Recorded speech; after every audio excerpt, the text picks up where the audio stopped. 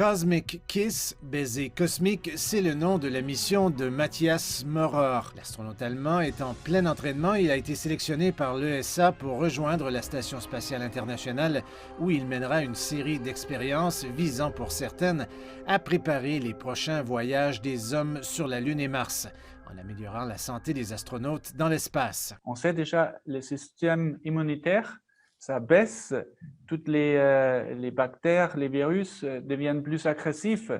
Il y a un changement avec les yeux des astronautes, ça se déforme un peu. Et donc, il y a beaucoup d'investigations qui veulent entendre sont quoi exactement les changes dans le corps humain, dans l'espace. Matthias Maurer a participé au premier entraînement commun entre Européens et Chinois en 2017 en Chine pour apprendre à survivre si son vaisseau atterrissait d'urgence en pleine mer. Un entraînement effectué entièrement en chinois, l'une des 6 langues qu'il maîtrise. Et donc, on était vraiment à côté, ma chambre à côté des chambres des taïkonautes.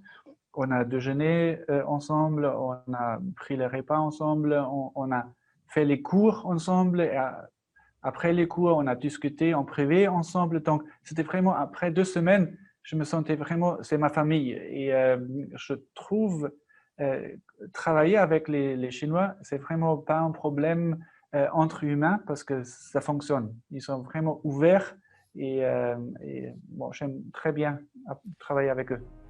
Alors que la coopération sino-européenne continue à s'intensifier, l'astronaute se félicite de ce travail commun entre les puissances spatiales, comme c'est le cas avec la Chine, qui vient de réussir sa première mission d'atterrissage sur Mars. C'est vraiment impressionnant et moi j'espère que cette coopération européenne, chinoise, on va continuer parce que sur la ISS, on peut déjà voler avec les Américains, avec les Russes, mais si on vole vers la Lune et plutôt vers Mars, plus tard vers Mars, moi je trouve qu'il faut tous travailler ensemble parce que ça devient de plus en plus difficile. De l'alunissage de Chang'e 5 à l'atterrissage de la sonde Tianwen-1, de la mise en place du réseau de navigation planétaire Beidou à l'assemblage de la station spatiale Tiangong, l'industrie aérospatiale chinoise a réalisé un grand nombre de percées.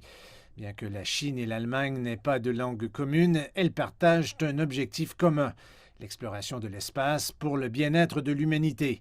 La coopération entre la Chine et l'Europe dans ce domaine devrait permettre de faire de véritables pas de géant.